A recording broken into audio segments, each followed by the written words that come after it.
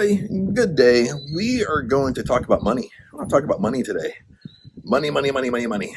We're going to talk about if you want to make 500,000 a year. We're going to talk about if you want to make millions of dollars a year. We're going to talk about you want to give to charities. We're going to talk about what type of life do you really want? How much money do you really want to make? Okay, you want to make millions of dollars? You want to be a millionaire? You want to be a multi-millionaire where you're making millions of dollars a year, not just 1 million, millions? You want to make $500,000 a year? How much money do you want? And I kind of having fun with this because I'm talking about money right in the beginning because I want to see kind of your money thermostat here. You know what I mean? I kind of want to bring up your deep-rooted beliefs that you have about money. Okay, when I start talking about money and I start talking about, I want to be a multi-millionaire. Okay, me making $1 million a year isn't enough. I want to make multi-millions. Okay, I want to make 2, 3, 4, 5 million a year. I want to make 10 million a year. Okay, lots of times what happens, we have our own financial thermostat. Okay, and this is from our upbringing. This is our upbringing from our parents, what we've heard our parents about money. A lot of times we can't even go as far, but we can't remember as far back. Okay, because all psychologists agree that our deep-rooted beliefs are formed by the age of 7. By the age of 7 years old, our deep-rooted beliefs are already formed. It's already formed our money thermostat. So whatever we've heard our parents talk about money, whatever they've argued about money, maybe we've heard them say, money don't grow on trees, stuff like that. Or we go to buy something and they say we always can't afford it, or they're always looking at price, or you've seen them struggle just with your own eyes and observations. You've seen them pay their bills and be all stressed out over money. So what is your financial thermostat? Like when I'm talking about money here, does that makes you uncomfortable, makes you feel sick to your stomach? Does it piss you off? You know what I mean? You start getting angry and mad because you start thinking, well, Chad, abundance isn't only about money. A success isn't only about money and wealth. That's your financial thermostat. Okay. Now, our financial thermostat could be, you make 50,000 a year. If that's your financial thermostat, well, every job you have, even if you go get a new job, you're always going to make around 50,000 a year. If your financial thermostat is 100,000, I have friends that make 100,000, 125, 150,000 a year. That's our financial thermostat. If they're used to making 100,000 or a little bit over 100,000, guess what? When they get a new job, they always make the same thing. They make 100,000. That's what they're used to. They're not going to go under 100,000. They're used to making 100,000. That's part of them at that point. Okay, so it doesn't matter where you're at. But the big thing here, when we talk about law of attraction, when we talk about abundance, when we talk about Neville Goddard, an abundant life, there is a money sector to it. When you want the life of your dreams, money has to come along with it. You're not going to have a successful life and live in poverty. Makes sense? That's not success. Okay, we're kind of living with these kind of screwed up mentalities a little bit. That's not success. It's the same thing. You could be a multimillionaire. You can have all the money you have in the world, but yet you have lousy relationships. Okay, you've always been through divorces and relationships and lousy relationships. You have lousy friendships. That's not success either. So we can flip it both ways. I mean, success is being abundant in all areas of your life. But right now in this video, we're talking about money. Okay, and if you kind of have that feeling while you're watching this video, and it's just like, it's kind of like irking you a little bit. It's starting to kind of get to you a little bit because I'm saying money, money, money, money, money. That's your financial thermostat. That's what you have to change. Those are deep-rooted beliefs, deep kind of the secret thoughts you have around money. So it brings up these secret thoughts you have, these deep-rooted beliefs you've had around money. And they're not really your beliefs. You've gotten them from your parents, you've gotten them from your family, when you went to school, you've gotten them from your teachers and coaches, being super young. So it's not even your beliefs. You're carrying on heredity. You're carrying on beliefs from your family, beliefs from your parents. It's not even your beliefs. And like what helps me is money is abundance. Okay. Like when I think about money, it's not about, yes, in the beginning when we think about money, we're only thinking about ourselves. We're only thinking about, oh, I can buy my dream house. I can pay my bills and don't have to worry about money. I can go out and buy my dream car and buy my Porsche and just go pay cash for it if I wanted to. You know what I mean? Um, there's different wealth strategies around that. Like, why would you just go up and pay cash? But you still might take out a loan and pay it off and stuff like that. But if it came down to it, you could just pay cash for it. Or if it came down to it, even if you have bad credit, I can just go in there and say, no, what? Okay, how much money do I have to put down to qualify for a loan, and I'll do that. You know what I mean? And that's the type of confidence you have when you have money. But I'm using it in this example. I'm kind of using it all for me. Kind of. It's not a selfish. Don't think about it a selfish way. It's not selfish. Okay. But as you grow deeper and deeper, you start thinking that, well, it's not only for me. What I love to do. With money, the more money you have, it just means you can play a bigger game.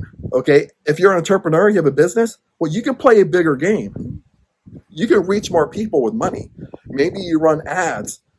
Maybe you can buy better equipment. Maybe you can hire staff to kind of help bring the message or help your entrepreneurship, help your business. You know what I mean? So you can play a bigger game with money as an entrepreneur. Plus, you can play a bigger game in money in life. What I love to do, and these are examples, is like, if you're in line at the grocery store, I just got home from the grocery store. If you're in line from the grocery store and you just have that intuition feeling, the person in front of you, pay for the groceries. It doesn't matter how much they cost. Even if they cost $150, $200, pay for the groceries. You're not looking at it thinking, oh, they only have 2 items there, I'll pay for it. You know what I mean? Whatever it costs. Groceries, in the United States now, groceries are, going up and up and up. It's pretty, people that buy some groceries, go to grocery shopping, they're at least spending like 100, 150, $200 now. You just buy it. You don't even think twice. You don't even think. That's what having abundance is about. You can help other people. Okay, you got to think in those terms. I love doing this stuff. This stuff is what when I play imagination, when I play in my mind, this stuff makes me excited when I think that way. When I have an intuition to help somebody, I can help them. I used to live in California. I would pull up the gas station. I'd be filling up my car, and somebody would come up and say, "Hey, can you help me out? I need $10 to put gas in the car." And I said, then I'll look over and I say, okay. And I walk over and I put my credit card in, my debit card, credit card in the machine to kind of, but they can't steal it. You know what I mean? So I said, fill it up. And they said, really? I was like, yeah, just fill up your car. No matter if it's 50, 60, $70 to fill up. He asked me for $5 or $10, but I filled up his whole car. Okay. Those are the kind of things you can do. If people standing out and you're going in to buy your groceries, and this happens a lot in California and LA, and someone wants to know if you can buy him something, buy him a little bit of groceries, I'll come out with a sack full of groceries I bought him. And then what I'm saying is, if I have the intuition to do it, I do it. I follow that. I try my best to follow that intuition. Maybe you have family that need help. Well, with money, you can help them. If you want to, you can help them if you're intuitive led to do it. You have to understand that. That's what I mean. With money, you can play a bigger game. Maybe you have a niece or a nephew or a brother or a sister or a parent that's in massive credit card debt. All you do is ask them, well, how much credit card debt you have? And they total it and they say, well, I got 30,000, Chad. And it's like, okay, no problem, I'll pay it off. You know what I mean? Those are the type of things that you can do. Maybe you run into somebody and they're just down and out and you start talking to them. And you come to find out they lost their job maybe 6 months ago. They got a new job now. But in the midst of them losing their job, they pretty much ruined themselves financially. They're like 3-4 months behind on their mortgage. They're getting ready to lose their house because they got a new job, but they can't catch up. Then all you do is ask. You just ask like, well, how much is your mortgage per month? And they say $1,000. And you say you're behind 3 months. They go, yeah, okay, I'll pay you for, I'll pay it off. I'll pay 4 months. And they're like, really? And I was like, yeah, I'll catch you up. Those are the things that you can do. See, when you think about money in a bad way, you're going to remember, law of attraction, law of manifesting, law of assumption, no matter what you want to say, laws of the universe is what you focus on is comes to you. If you focus on poverty, well, poverty has to come to you. If you focus on scarcity, scarcity has to come to you. I mean, it's as simple as that. Okay, if you focus on lack, well, guess what? Lack has to come to you. But if you do the opposite, the laws work. The laws work in the opposite ways. If you focus on abundance, abundance has to come to you. You focus on riches, riches has to come to you. You focus on that. In your mind, your imagination, you can help people. You don't even have to give it a second thought. You don't have to go down. You don't have to pull out your checkbook and look at your budget and see if you can do it. You know automatically, boom, I can do it. It doesn't matter what the price is. I can do it. I mean, if your sister comes to you and you know they're financially strapped, and you say, well, how much debt are you in? And they say 50 grand. And I say, okay, I can help you. You don't even have to think about it. I can help you get out of it. I can help you get out of the mess. So those are the things that you can do. You have to put this stuff in the right perspective. You have to make this stuff part of you. If you love to help, you can help more people. That's bottom line. Okay, if you love to give, well, you can give more. You can give more abundance. See, I was thinking this while I was driving, but I couldn't really pull out my phone and do this video. You got to stop. You got to stop thinking of money in a negative way. You got to stop and you watch these videos. And that's why I started my video trying my best to talk about money, millions of dollars, $500,000. What do you want? Because I know some of you out there, it's gonna ruffle some feathers. It's gonna push you to the negative side because you don't want to hear it. Because that's those deep-rooted beliefs that come out. You got to start flipping it. Okay, if you want to be a millionaire, just like when you studied Neville Goddard, you live in the end. A lot of you are struggling, and I used to struggle with this. I'm getting better and better and better at it. But it's hard to put yourself into the state of, well, I got millions of dollars. I got $1 million in the bank. I got $15 million in the bank. How would I act? What would I be doing? What type of decisions would I be making? How would I be living? How would I be carrying myself? Then it takes a while, but you come to realize that, dude, I'm a giver. I love helping people. I love having that intuitive moment, and I just do it. I don't have to think about how much it costs. If I want to help somebody, I can help them. I can play a bigger game. All it comes down to when you have money is if you want to do it, you do it. If you want to buy it, you buy it. That's it.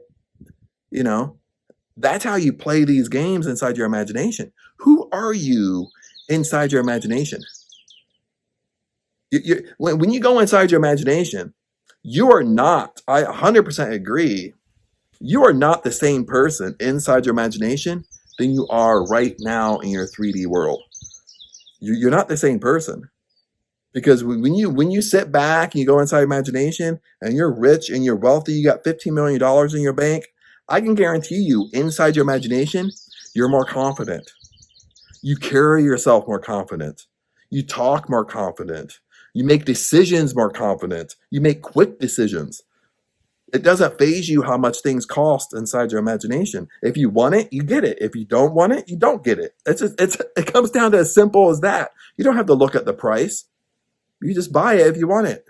If you want to help somebody, you don't have to go back and look how much money you have in your bank account. You just help them. If you want to help them, you help them. If you don't, you don't. It's as simple as that inside your imagination.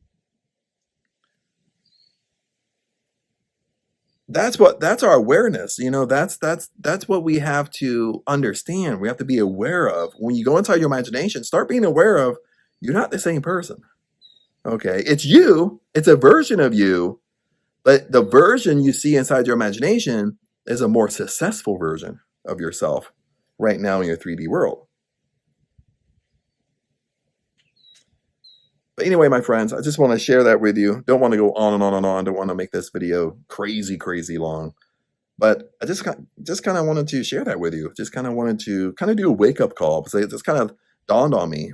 Every once in a while, I can have the same thoughts about money, and it's really our money thermostat. It's kind of how were we brought up around money. No one's teaching you this information about money. It's all from observation of you being a child. You know, children. We have kids. You 100% agree with this. That no matter how, even if they're 6 months old, they're not talking, but they're looking around. They're listening. They're seeing. They're observing. Kids, when they're that young, they're 6 months, they're a year, 2 years old, 3 years old. They're experiencing life. They're observing. You're not sitting down. Your parents are not sitting down and teaching you bad information. You're picking it up just through observation, just through listening. And those are forming your beliefs. And you're carrying your beliefs that you've formed at 5 years old. And now you're 35 years old and you still have the same beliefs of a 5-year-old. Now, when I put it that way, it sounds comical. It sounds far-fetched. It sounds like I'm lying to you. But I'm really not. That's the truth. And if you look it up, all psychologists agree through research that we form our deep-rooted beliefs by the time we're 7 years old. Dude, that's scary. That's really, really scary. That it's really scary to think like, I'm living my life on beliefs when I was 7 years old. They've never changed. You know what I mean? And they can change, yes. We can change. But we have to want to change. We have to be aware of it first, and we have to want to. It takes a little bit of work, but we have to want to do it. But anyway, friends, just want to share that. Make sure you comment below. I love to hear kind of your thoughts on this, thoughts on money, thoughts on abundance. No matter it's pro and con, no matter things you're struggling with, things that you've learned over time. And remember, I love you guys, and I'll see you in the next video.